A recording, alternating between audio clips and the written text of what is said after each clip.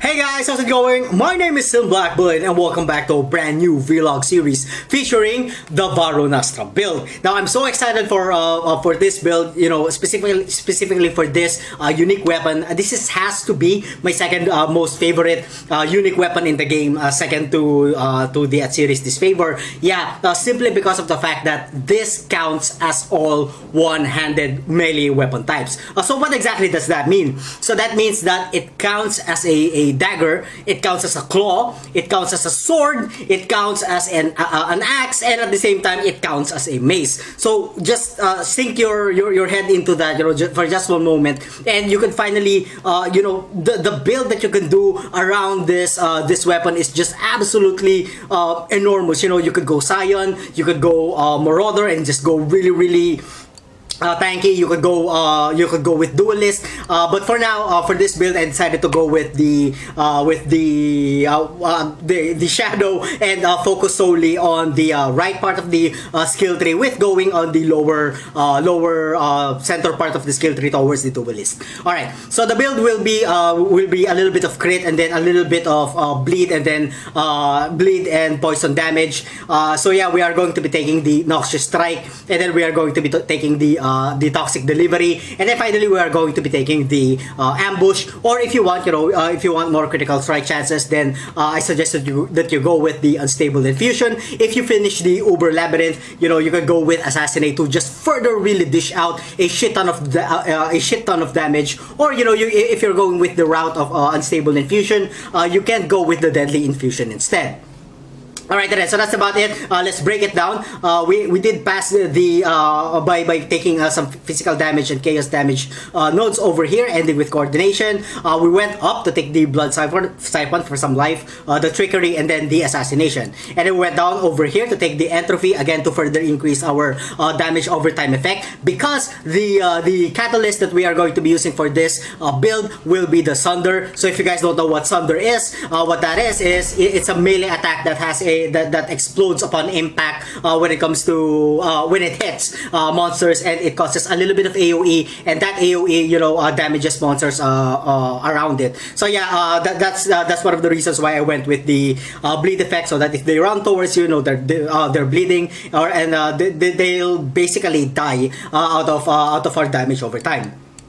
And then of course we took the Sleight of Hand over here, the Fangs of the Viper, the Nullification, some more life, and then we went up over here. I was actually thinking whether or not I'm gonna go with the increased damage and attack speed with daggers, because the attack speed of this is not really good. As you can see, the attack speed is only at 1.30. So yeah, I was really I really wanted to bump that up, but then I decided, because I'm going to add in the Abyssus towards the build, I decided to go with just basically increasing the crit strike multiplier, and then basically getting it to an additional 60 over here with the Adder's Touch. Then we went down over here to get the Soul Raker and then the Claws of the Magpie, adding a huge amount of survivability to the overall build. We went down over here to take the Fatal Toxins to increase the damage of our poisons. We went down over here to take the Survivalist, because it's going to be a semi-crit build, and I really wanted to really max out all of my resistances. But if you're already maxed out, then you can allocate it to somewhere else. My suggestion would be the Heart Seeker. And then we went down over here to take some life nodes, and again the Herbalism. We went up over here to take the Weapon Artistry. We went down over here to take the Precise excuse me the Precise Interception, the Finesse, and then some Evasion and Life Nodes over here, and then finally the Heart of the Oak. And then we went down over here to take some Sword, Critical Strike, Chance, and Multiplier Nodes, ending with Fatal Blade. We went down over here to take some Life Nodes, again ending with Thick Skin. And then this is going to be really awesome, the Deadly Dilettante, because what this is going to do, it is going to triple dip on all of the damage and the overall crit hit chance of the of our build, or of the weapon. Of course, adding some more physical damage nodes over there, and attack speeds, and finally, some more attack speed. So that's not just 4%. That is a total of 12%, and then some more 12% over here. Yeah, basically everything adds up. So yeah, this is a pretty powerful circle of skill nodes that I highly suggest that you guys take. Next, of course, we went to the left side to take the some more damage over time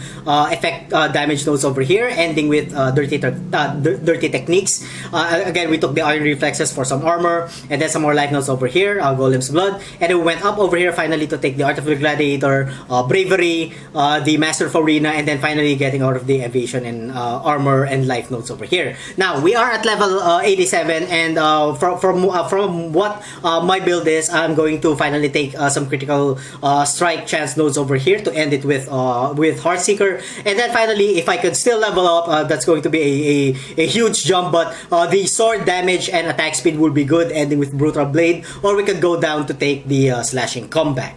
So that's about it when it comes to our build. Let's get into our let's get into our skill tree.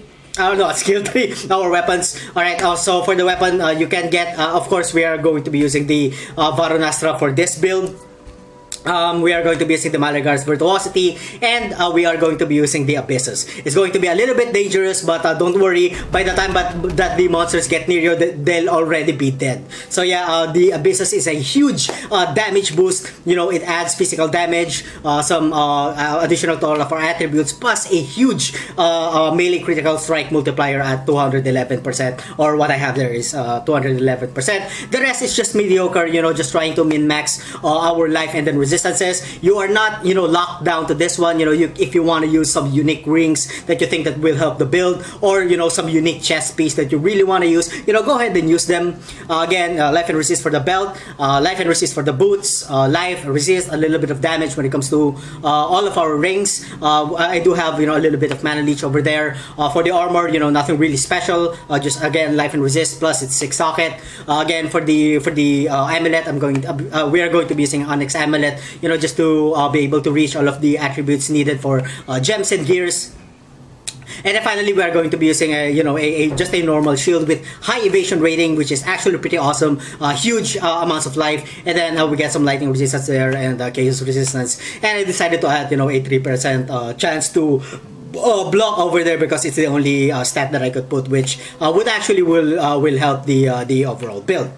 Now, when it comes to damage, the damage of the Sunder is at 61k with a critical strike chance of 52.65% and a critical strike multiplier of 656. Fuck, I forgot about the links. Let's go back. Let's go to our gems. What will be connected to our Sunder will be melee physical damage, faster attacks, added fire damage, multi-strike over there, and then finally increased critical strike.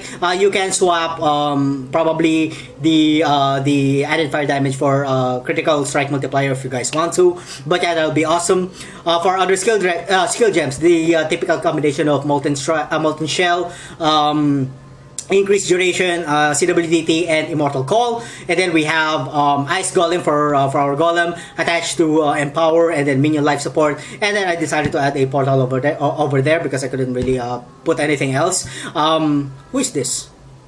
Sure, I'm gonna accept whoever you are. Finally, for our curse, we are going to be using Assassin's Mark, or you can go with vulnerability. It really depends on up to you. But for me, you know, I really want to get some of that power charges if I can, because I have no way of getting, you know, power charges. Again, attached to Blood Rage, and then finally Enduring Cry, Arctic Armor, and Hatred for Aura. And then we have Enlighten over here, which is attached to Fortify, Leap Slam, and then faster attacks. Again, our damage is at 61k, which goes up to about 100, I think, when we get all of our power charges up, plus our Lion's Roar and our Sulfur Flask over here. Again, 52.65%. That's already a good crit hit chance value in my opinion. Again, critical strike multiplier is at 656%. Our armor is at 8.7k with an estimated physical damage reduction of 46%. All of our resistances are capped with some stun, ignite, shield, freeze, and shock avoidance over there. And the map that we are going to be doing is a map, tier 10 map, which is the Chateau map, which has a 30% more rare monsters mod over there. You know, just for you guys to get a chance to see on how the build actually works, which is, you know, actually really easy. It's not really that complicated, because if you guys know me, you know, I really enjoy builds which are, you know, not really as complicated as you know, how other builders or players actually make it. Alright, and then here we are with the gameplay. Not exactly sure how am I going to go with this one, but the boss is usually located on the lower right side of the screen. green. I left somebody who's alive over there. Let's get into some really huge packs. Huge packs, where are you? Well, I already ran out of what do you call this? So as you can see, that was 100k over there, 111 actually. 115 once all of our flask and charges are off. It's really awesome, guys. It's easy, it's really awesome, it's cheap, you know, and it's super fun.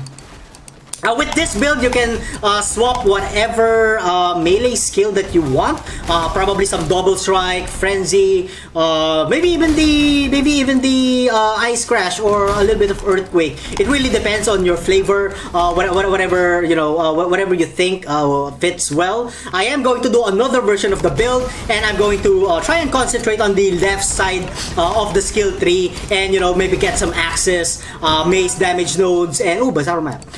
Mace damage nodes and a little bit of sword, because there's a lot of you know, there's a lot of damage skill nodes on the one-handed damage skill nodes on the left side of the skill tree, you know, particularly again on the Marauder side, and I'm really excited to see what we can do you know, on you know, on that regard. Alright then, so enough talk, let's get into getting or killing more monsters. Hold on, I'm going really slow. I don't know why. I only have like what, 1%? 7% movement speed, which is actually pretty bad. And yeah, so let's try and get into the boss, but not too fast. You know, I don't really want to hurry up, you know.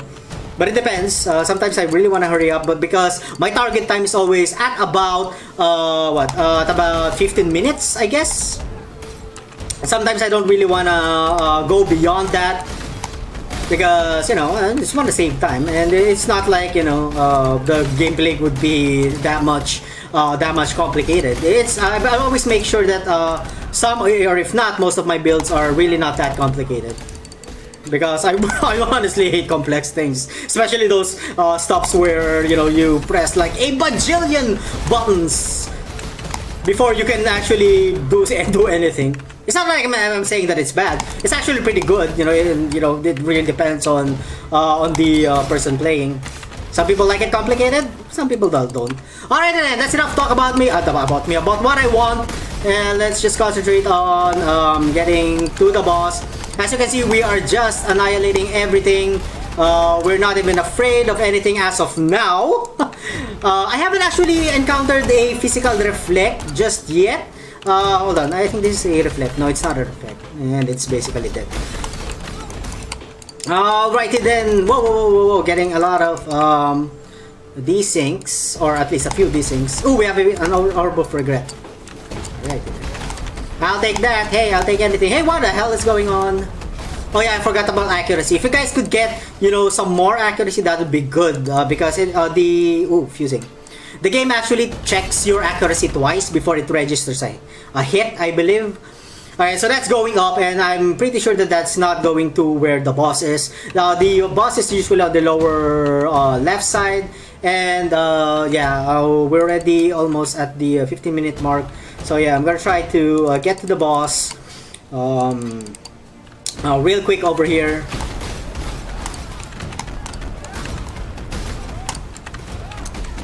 Oh, what is going on? Okay, so alright, so that is dead. Come on, die already, man. Right then, so let's get into the boss. Alright, so this is the boss right here. I'm gonna try to face tank him if we can. Alright, so the boss is dead. Wow, that was a pretty quick kill. And we didn't get anything good. We did get a arsenal map, which is going to help with our leveling. Alright, so that's about it for this episode, guys. Again, let me know what you guys think about the build in the comment section down below. And thank you all so much for watching. If you guys enjoyed the content, don't forget to like, comment, and subscribe. And as always, I'm gonna see you guys on the next part of my video. Have a good one. Far better idea, you know, just get the frenzy instead. I didn't really think this through. Alright, so we have a unique over there, unique monster and ununique monster. It's an exile, I should say. Wow, what is